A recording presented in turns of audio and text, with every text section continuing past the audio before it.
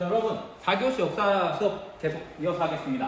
자, 우선 동학농민운동의 1차 분기가 지난 시간에 있었는데 일본 군대와 청나라 군대가 조선에 동시 파병돼서 조선에 들어오자 농민들은 정부의 대표와 이제 화해하기로 약속을 하면서 이러이러한 사건 조항 같은 거를 정부가 개정해 준다면은 우리는 더 이상 정부에게 반기를 들지 않겠다라고 얘기를 해요. 그럼 농민들의 요구 사항을 지금부터 같이 가보도록 할게요. 참고로 이 문제는 수능에 엄청 자주 나오는 문제니까 그냥 여러분들 외우려고 하지 말고 이해하려고 해보세요. 여러분들이 당시 농민들의 입장이었으면 어떤 걸 요구했을지를 한번 이해해 보세요. 자, 첫 번째, 탄간오리의 죄상을 자세히 조사가 아니라 조사죠. 조사 처리할 것. 여러분들 고금일라 왜 일어났어요? 탄간오리와 또 조병갑이 만석부에서 말도 안 되는 돈을 거두니까 이건 너무한 거 아니냐고 하면서 일어난 게 고부밀란이었죠. 그것처럼 탄간오리의 죄상을 자세히 조사해서 정부가 처리해달라는 거예요. 탄간오리. 너무나 당연한 주장이었죠. 자, 또 하나는 노비문서를 불태울 것. 굉장히 중요한 조항이에요. 노비문서를 불태울 것. 자, 조선이라는 나라는 이제 신분제 사회였다고 그랬죠. 노비가 있었어. 근데 노비문서를 불태우면 이제 조선은 평등사회로 나아갈 것을 주장하는 거였죠. 농민들의. 자, 농민들이 평등사회로 나아갈 것을 염원했다는 것을 우리가 너무나 잘 알고 있어야 됩니다. 그러면서 갑신정부에서 주장했던 게 뭐예요? 갑신정부도 마찬가지였어요. 신분제를 폐지하고 평등사회를 요구했는데 백성들은 지지했다고 했어요? 뭐 지지하지 않았다 그랬어요? 네, 백성들의 지지를 얻지 못했다 그랬어요. 이유는 홍보가 안 되어서. 여러분 헷갈리면 안 돼요. 갑신정부는 신분제 폐지를 주장했지만 백성들의 지지를 얻지 못했어요. 이유가 홍보가 안 되었기 때문에 그래요. 이거를 잘 이해할 수 있어야 됩니다. 외우면 안 돼요. 이해해야 돼요. 그때는 SNS도 없었고 뭐 페이스북이나 인스타그램도 없었습니다. 자, 그리고 또 하나는 청산가부의 재혼을 허가할 것. 여기서 청산가부라는 게 뭐냐면 이게 되게 웃긴 게 여자 당시에는 결혼을 일찍 해서 선생님이 지금 나이가 이제 30대 후반 가까이 됐는데 선생님 때였으면 지금 이제 손자도 든 나이일 거예요. 손자. 근데 선생님이 지금 이제 아이가 좀 있으면 태어났는데 청산가부라는 건 뭐냐면 결혼을 했어요. 여성과 남성이 결혼했는데 남자가 결혼하고 나서 며칠 있다가 죽어버린 거예요. 이게 청산가부예요. 그럼 여러분들 이 사람이 예를 들어서 16세 때 이 여자가 16세에 결혼했다고 하면은 결혼을 해서 80세까지 살았어요. 그럼 이 여자는 몇 년 동안? 그럼 계산이 갑자기 4에서 64년 동안은 혼자 살아야 되는 거예요. 이런 걸 청산가부인데 솔직히 이거 말도 안 되죠. 근데 만약에 반대의 경우 남성과 여성이 결혼했는데 부인이 남성이 16세 되는 해에 죽어버렸어. 그럼 이 남자는 어떻게 할까요? 당연히 새로운 부인 만나서 잘 먹고 잘 살겠죠.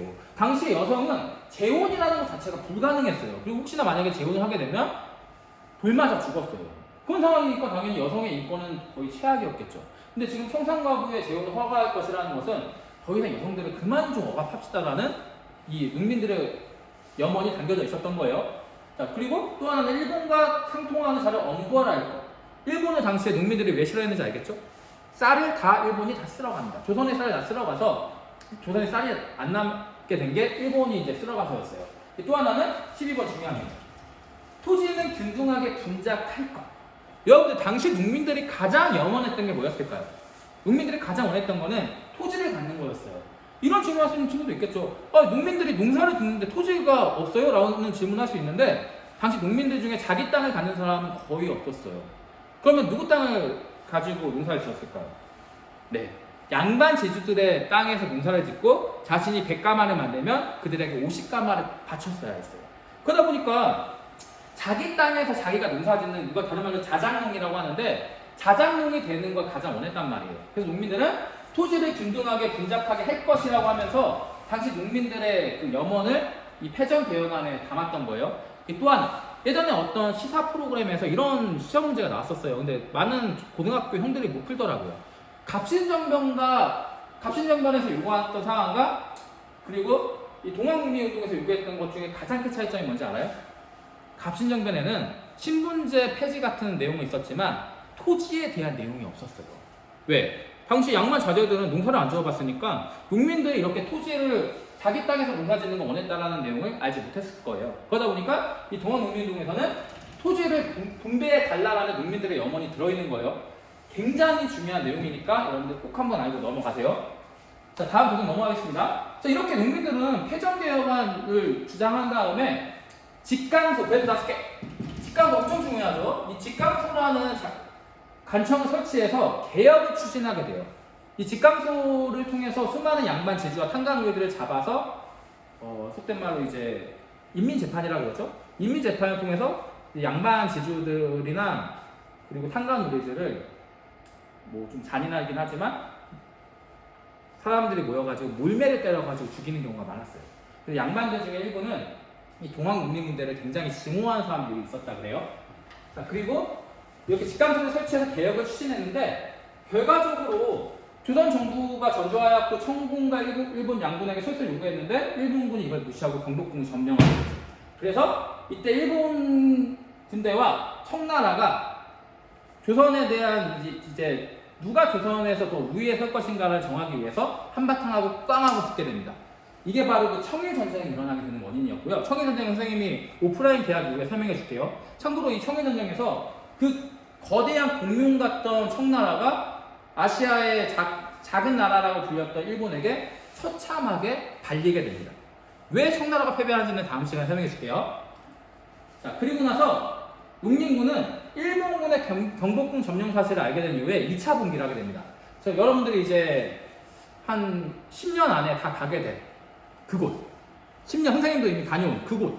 바로 논산이죠. 이 논산 훈련소가 있는 논산인데 이 농민군대는 약 50만 명 정도 되는 농민군이 논산에 집결합니다. 이 사람들은 하나같이 손에 두 창을 들고 나온 주창부대였어요.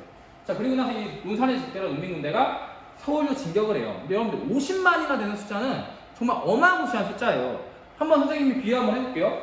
여러분들이 점심시간에 이제 급식실에 가면은 우리가 전교생이 한 700명 조금 넘어요. 720명 정도 되는데 학년마다 따로 먹죠. 따로 먹으니까 200명 정도가 그 급식실에 들어간다고 생각을 해봐요. 200명만 들어가도 그 급식실 어땠어요? 겁나 비좁았죠. 그리고 가끔씩 이제 강당에 가가지고 뭔가 행사를 한다고 했을 때 1, 2, 3학년이 다 모였을 때 어때요? 너무 좁죠? 그쵸? 근데 지금 그게 700명이에요. 그러면 50만이나 되는 숫자는 얼마나 많은지 상상이 돼요? 장난이 아닌 거예요. 50만이나 되는 숫자는. 이 50만이나 되는 농민군대가 논산에 집결했고 서울로 진격했어요. 그리고 나서 이걸 상대했던 일본군은 몇 명이었냐? 약 500명 정도 되는 일본군이 있었습니다. 그런데 이때 일본군이 그냥 이겼던 게 아니에요. 자, 여기 선생님 잠깐 부금을 한번 켜볼게요.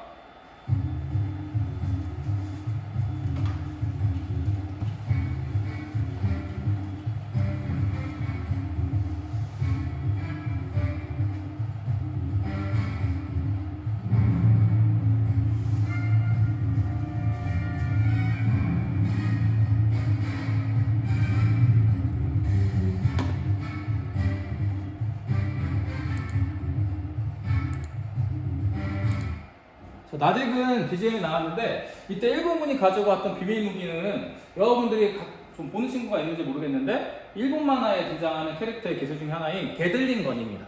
이 게들링 건이라는 비밀 무기를 가져오게 됐고, 자, 어떻게 됐는지 봐볼게요. 자, 일본은 당시에 500명 정도 되는 일본 군대가 파견이 됐었고 이 게들링 건이라는 신식 무기로 무장하고 있었어요. 반면에 우리 농민군대는 약 10만인데 선생님이 아까는 50만이라고 했는데 이게 왜 갑자기 10만이 됐을까요? 그렇죠. 당시 농민군대가 50만이었던 이유는 할아버지, 할머니, 어린이들까지 다 데려가서 50만이었던 거예요. 그래서 근데 이때 일본군과 본격적으로 전투가 벌어지려고 하니까 당시 동학농민군의 지도층에서 어린아이와 노약자는 그리고 부녀자들은 집으로 돌아가라 그래요. 그래서 남은 인원이 10만이었습니다. 10만이라고 하는 숫자도 정말 어마무시한 숫자예요. 그리고 농민군대는 일본 군대가 무장하고 있는 총에 맞서기 위해서 또 비밀 무기도 하나 가지고 있었어요. 그 무기가 뭐냐면 이 장태라는 건데 이 장태는 닭이나 오리 같은 거 키울 때 넣는 닭장 같은 거예요. 이 장태 속에다가 손을 가득 넣은 다음에 불리면 총알을 막아줄 거라 믿었어요. 실제로 이 황토현 전투에서 농민군대가 이겼던 이유가 이 장태 때문에 그래요. 실제로 조선의 그 병사들의 총은 이 장태 가지고 막혔거든요. 근데 여러분들 게들링 건이에요. 독일에서 만들어진 이 게들링 건은 관통력이 어마무시한 데다가 연사력도 엄청나죠? 이 장태로 과연 이 게들링 건을 막을 수 있었을까요?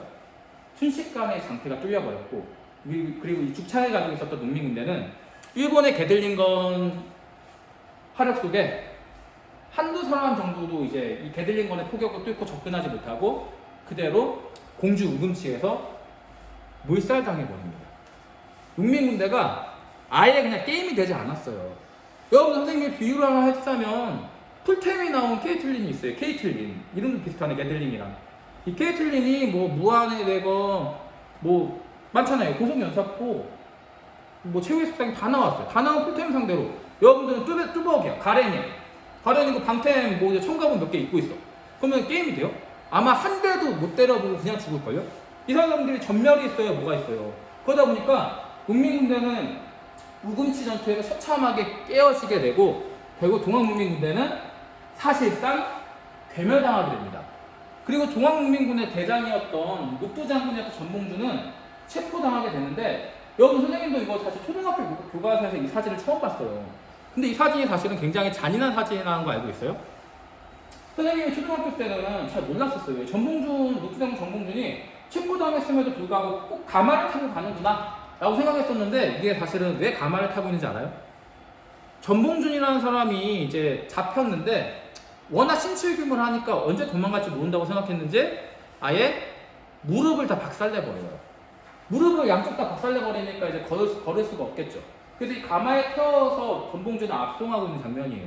이렇게 전봉준은 체포당 후에 처형당하고 동학농민운동은 사실상의 실패로 끝나게 됩니다. 자, 하지만 동학의 의의는 굉장히 커요. 일단 아까 얘기했듯이 평등주의를 요구했었죠. 봉건사회에 반했다. 반봉건적인 사상을 갖고 있었고, 그리고 서양과 일본 세력과 세력을 막으려고 했었다 그랬죠. 반외세적인 성격을 가지고 있었고, 또 아래로부터의 개혁. 조선의 가장 아래 단계에 있었던 노비나 그리고 백성들로부터의 개혁의 시작이었듯 아래로부터의 개혁이었다는 것. 그리고 농민군의 개혁 요구사항 중에 많은 부분이 그 다음에 있을 갑오개혁에 반영됐다는 거예요. 실제로 다음 시간에 배우겠지만 1895년 갑오개혁 이후부터 우리는 드디어 신분제가 폐지되게 됩니다. 그리고 뭐 가부의 제가 허용 같은 것도 이때 허용되고 노비제도도 폐지되게 되고요. 이렇게 동학농민운동까지 봤는데 다음 시간에는 우리가 실제로 만나서 오프라인에서 수업하도록 할게요. 여기까지 할게요. 수고했습니다.